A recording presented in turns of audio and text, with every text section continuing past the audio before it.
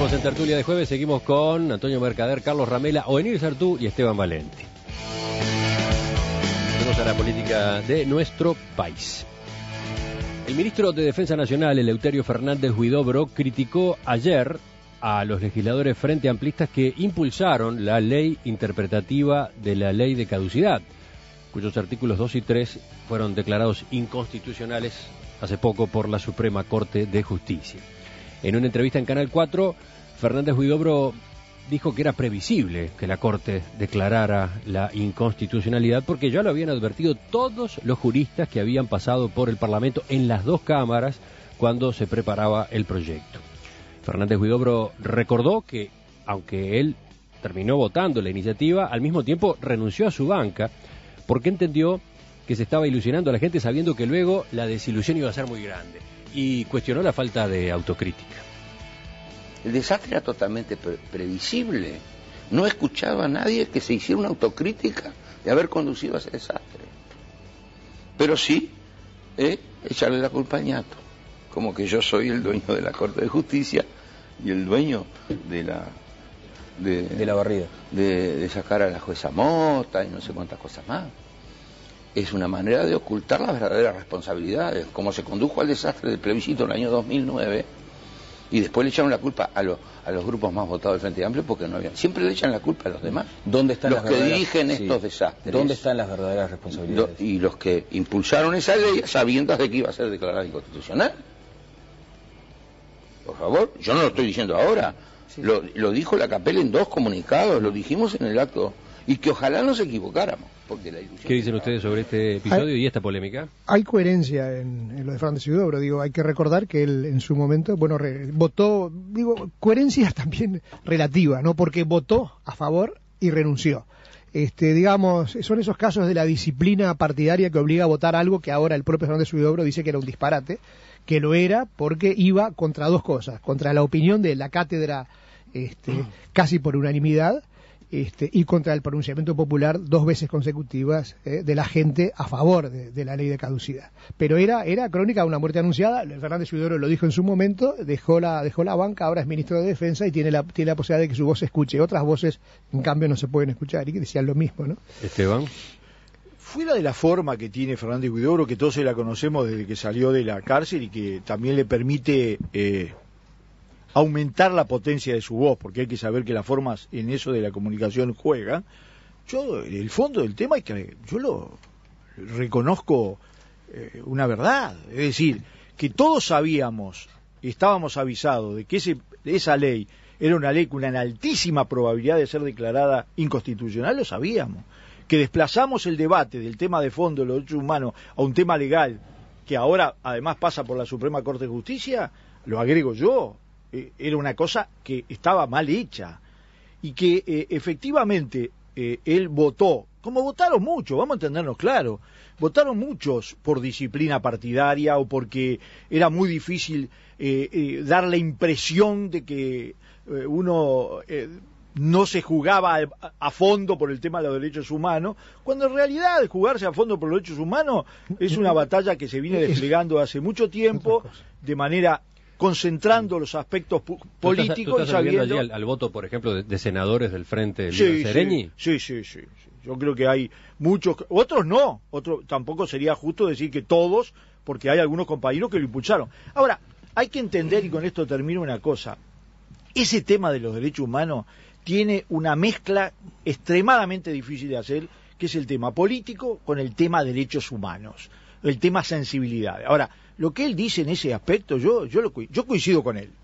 Yo hago 2 lecturas, declaraciones del ministro Fernández Huidobro. Por un lado, me parece indiscutible lo que dice, o sea, todo esto fue algo que se supo, la ley era inconstitucional,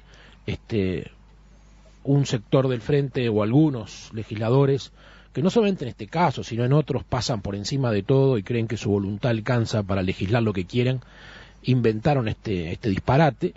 Y bueno, y también es cierto que ha faltado autocrítica, que ha faltado reconocerlo, que ha faltado decir que el error se cometió y que el error lo cometieron quienes creen que la Constitución no existe. También Fernández Huidobro marca, y es importante, en una parte de sus declaraciones, que son los mismos estos que se equivocaron los que arremetieron contra la Corte, como señalando, también se volvieron a equivocar en eso, porque la Corte lo que dijo es lo que debía decir. Y pidieron el juicio político. Y pidieron el juicio político. O sea que acá Fernández Huidobro no solamente pide autocrítica y marca el error al votar la ley, sino que marca los desaciertos tremendos de Lucía Topolansky, por ejemplo, y de otros. Error gigantesco, gigantesco, lo dice expresamente, de llegar a decir los extremos que dijeron. Fernández Huidobro está poniendo el dedo en la llaga y le está diciendo a muchos frentistas, señores, no se olviden que existe algo que se llama Constitución de la República.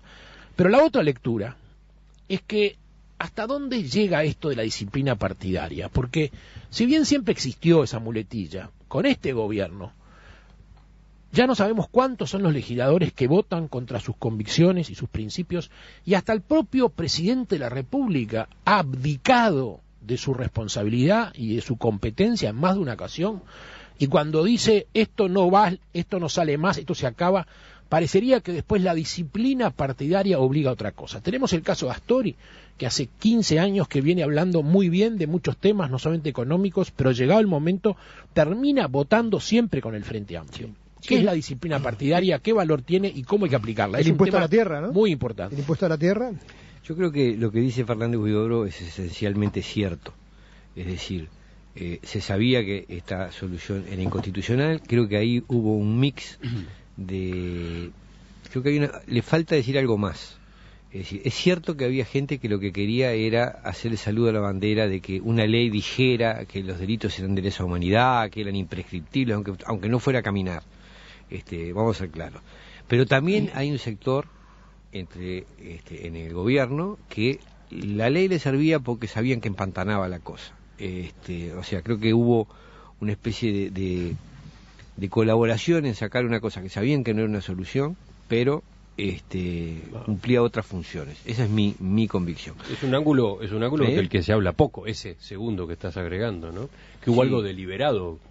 No, creo que en para definitiva... alguna gente fue deliberado poner en juego una ley que después iba a ser declarada inconstitucional. Es que yo creo que sí, es que efectivamente todo el mundo sabía que iba a ser declarada inconstitucional, que era inconstitucional y que iba a ser declarada inconstitucional. Se les dijo hasta en japonés.